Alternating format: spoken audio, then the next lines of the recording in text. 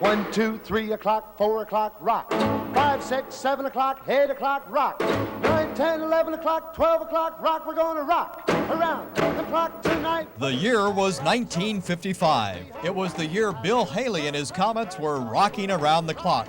The year automobiles were taking on a modern look, fast food taking on a whole new meaning, and the year folks in Huntsville, Alabama were celebrating the birth of their city. It was sesquicentennial time. Huntsville was 150 years old. Sincerely, oh yes, sincerely. There was celebrating also in the auditorium at Huntsville High as members of the Von Braun rocket team officially became U.S. citizens. And repeat after me, please. I hereby declare on oath. In 1955, with the help of some of those new citizens, the city celebrated the start of its first symphony orchestra.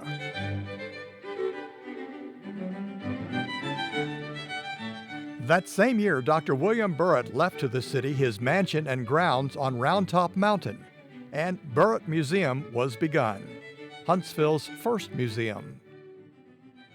And 1955 would usher in a new scientific organization, thanks to what happened in a house that was located here on Andrew Jackson Way, then called 5th Street.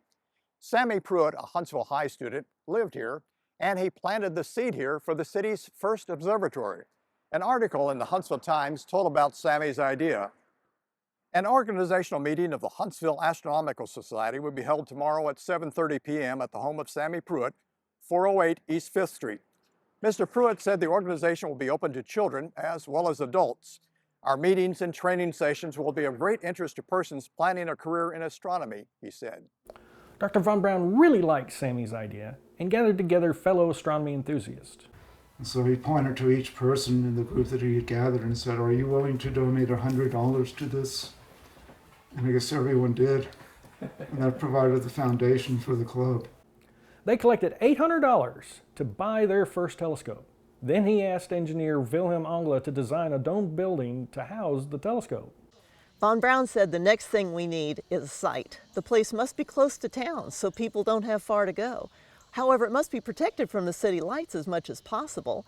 It must be away from heavy traffic and must not cost anything. Then Dr. Von Braun said to his friend Dr. Stuhlinger, "Ernst, you are the person to find the site." So my dad and a colleague, Ted Pallutin, rented a small plane to search for the perfect site to build their observatory. And he and I flew all over around North Alabama looking at mountain peaks. The state park really looked the best of all. So it turned out that Ted's dad knew the governor, who then called the director of the state parks. I went to his office and introduced myself, and he said, "Well, the governor told me to give you anything you want. What do you want?"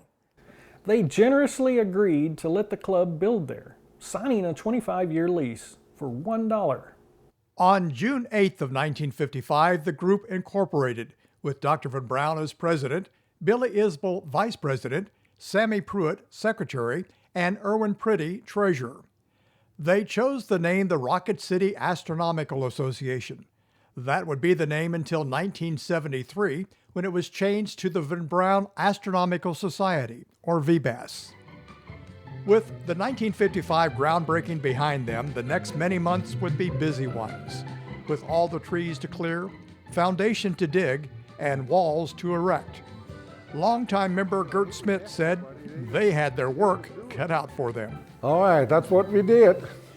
Right there, cutting things what we had to do and working hard. There, we're digging the foundation of the first building over here. Everybody getting in on it. See, everything hard labor there. You know, that guy is sweating. Yeah, that wasn't easy. I mean, you know, we worked hard. They built the block walls, oversaw the pouring of concrete, designed and built the roof to support the movable telescope dome. Arsenal engineer Wilhelm Angela said he'd make the dome happen. Now that is what Wilhelm built on the Arsenal. He didn't tell anybody, he just did it. And all this is government property there, you see. Well, we didn't have any money. We didn't have nothing, you know. So somebody had to give something. We pay taxes, we might as well get something for it. They drove the dome off the arsenal, under overpasses, through town, and up the north side of Montesano to the state park. It was slow going, but they made it. Man, that is a critical moment right there. And we didn't have any architect. We were our own architects. We figured it all out, you know. Okay, that is all these happy workers up there. They're so proud they got that dome on there and it fit.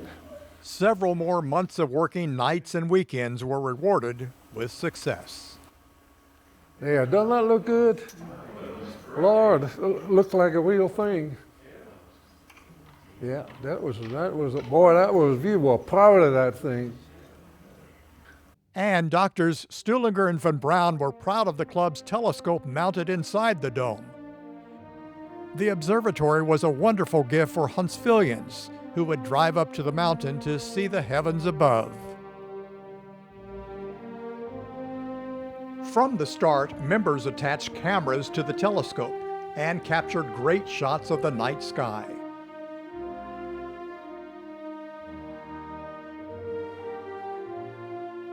They used that first telescope with its 16.5-inch wide mirror until 1963, when member Clarence Ellis ground a 21-inch mirror, while Brown Engineering made the telescope's body.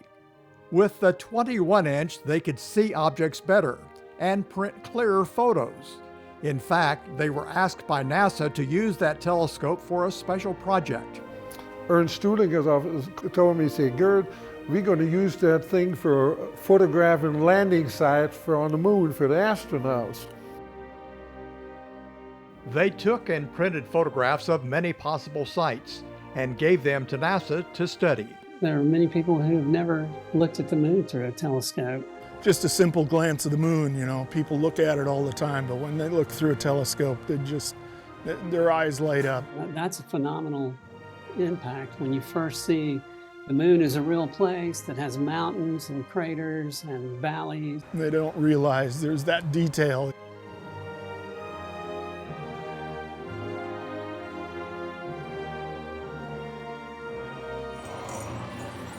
Today, members use that same telescope, but it now has a digital camera which sends pictures to a nearby computer.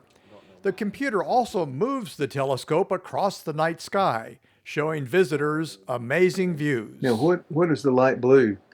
Like clouds? Here? Yes. That is like the Milky Way. So we're looking right into the heart of the Milky Way here. The observatory served the community well, but club members also wanted a planetarium in which they could project stars and planets on a curved ceiling above the guests. Turns out von Braun found the perfect ceiling, a temporary curved structure used by a NASA contractor in California working on the moon rocket. But von Braun, of course, looked at it and said that would make a perfect dome for our planetarium. NASA's dome was made up of several sections, so easy to ship to Huntsville. The sections arrived on Montesano, and club members assembled them. Wilhelm Angela figured out how to raise the assembled dome up in place. And so what he did, he come up with the idea of having a bunch of screws coming down, a number of screws, I forget how many. And each of us would turn the screws that would raise that dome. And then they had to sing the same song and doing the same rhythm, jack it up one at a time. Everybody doing the same thing and slowly got that thing up. And when he got up, they cut them off, and that was it. Yeah. It worked. It worked. It's still there. And so this dome that you're sitting under is actually a test article from the Saturn V program. So it's a unique piece of rocket U.S. space history, one of a kind, that you're sitting under right now. With their new planetarium, club members could now present astronomy programs. At first, the seating was pretty basic, as was the projector. Through the years, both improved to match the wonderful presentations. It's 3.5 billion pounds of stuff coming out of the sun every second. That's the equivalent of 270,000 African elephants of matter flying out of the sun in all directions at every second. That's a lot of stuff, right? Our galaxy generates or creates 2 stars on average every year. On the left you see the pair in the Hubble, visible and UV, and you see all this bluish glow on the arms, because arms, these spiral arms is where a lot of star formation actually happens, including in our galaxy. The rocky planets down here, there's rocks that didn't make a planet. There's Jupiter, a gas giant.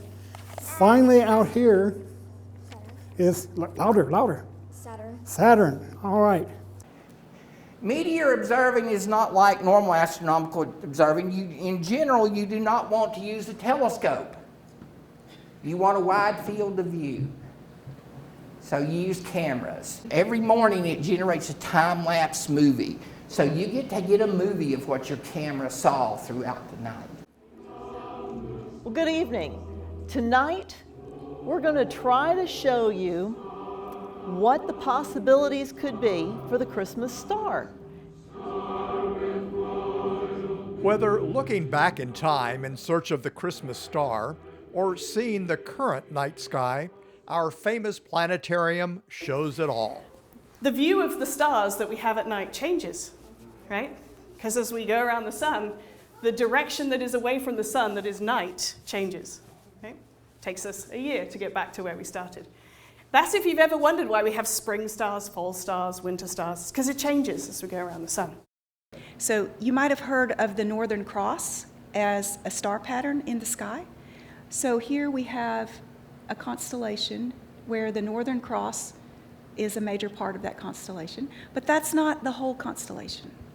It actually is a swan, and this is called Cygnus the Swan, the official constellation, and Cygnus the Swan flies south through the Milky Way. The reason that the bears in the sky have a long tail, according to those ancient Greeks, is because when they were thrown up into the sky by the god Jupiter, he forgot to let go of the tails and they stretched. Of course, makes total sense. But you'll remember it now. You're like, oh yeah, the bear in the sky, they have long tails. You've probably seen these kind of photos. This is one I took some years back of all these stars circling around the sky. Well, that's the North Star, Polaris, at the center. And all the stars in the sky appear to revolve around it because the Earth is spinning. The stars aren't moving, we are. The Every Saturday Night Planetarium shows started thanks to Educational Director Jenna Crook's school astronomy program. Jenna and a team of amateur astronomers taught school groups 3 days a week on field trips to the mountain. Because I had that crew of people and we were having so much fun that I thought, well, we need to be doing this kind of show on a Saturday night that will be for families, general public. 2009 was the first year we did every Saturday. Wow. That's fantastic. All volunteers. We're all volunteers. After a planetarium show, you're invited to step outside under the stars and peer through any number of telescopes. In addition to the Swanson Observatory, which housed our first telescope, there's the Angela Observatory's 16-inch, jointly owned by VBAS and UAH. The Angela is named in honor of Wilhelm Angela, who left his design and dedication on many observatory and planetarium projects. Oh, wow. Oh my God, how cool. Since the night sky changes as we go around the sun, there's lots to see. One night you might be treated to one or more planets. The next, the Orion Nebula, or the Pleiades. Even the Andromeda Galaxy. We learned in the planetarium shows that it was just 100 years ago, 1925, that Edwin Hubble proved the Andromeda was not part of our Milky Way galaxy, but indeed its own galaxy. While viewing some of the distant stars in our galaxy, VBAS never forgets we have one star that's near and dear to us, our sun. That's why Dr. Stuhlinger built this solar telescope for school children to observe and perhaps even to count the sunspots. They will come on up in their science class, look at it and say, oh, see, Yesterday the sunspots were here and there were just 4 of them. Today there are 17, however. Today, the children who visit do just that. And some even get to see the sun when members take solar telescopes to them. See those spots all over it? This area is where there's a strong magnetism. VBAS's outreach program visits museums, schools, and other public places, sharing the wonderful world of astronomy. Hey, how are you? You want to touch a meteorite? Yeah, I'll take a look. Kind of heavy. It's very heavy for its size. Incredible. Why would it be so heavy? It's made of a lot of iron and nickel, which is why it's so heavy. You can tell it's iron and nickel because it's also magnetic. Okay, cool. It's very smooth. VBAS is a science class for the community, whether you come to us or we go to you.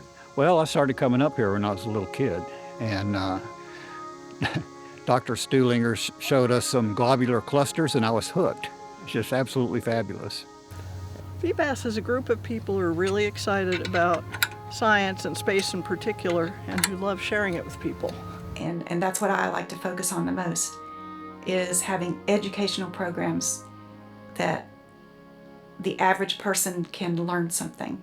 I like sharing my knowledge. I like talking to people about this stuff. I like talking about telescopes, helping people learn to use their telescopes. I'm talking to some of these guys with their telescopes and their cameras. I always learn something. And I'm a professional astronomer, but I still learn from these guys. Our number one purpose really is public education and promoting astronomy and space sciences. The STEM outreaches, the programs, all of that stuff that we get to do for the public, show the kids why they should be interested in the stars. Both the place and the facilities and the people, history, and heritage that we have here, they're all great. You know, we have something in common with the people from 1955. Back then, they would come up to the mountain to enjoy the wonders of the heaven, to look through telescopes to see the stars of the sky and the night sky. Well, the sky may be a little bit dimmer now because of light pollution, but people from Huntsville still come to VBAS to enjoy the night sky, to look through telescopes, to hear presentations. And I feel good about that because it just adds to the camaraderie of the organization and gives us that connection to the past. Thanks to the hundreds of volunteers through the last 7 decades who've made VBAS what it is today. It grew from an idea in a high school student's imagination. Then, combined with Von Braun team members, it produced an outstanding observatory and planetarium, an amazing gift to the community. Thanks to all who've cheered us on: the U.S. Army at Redstone, Marshall Space Flight Center, the City of Huntsville, the Madison County Commission, the Huntsville business and space community, the school groups, amateur radio operators, the Boy Scouts, our builders and maintainers, teachers, astrophotographers, astronomers, and amazing presenters. And a special thank you to Alabama State Parks, who gave us a home on a mountaintop.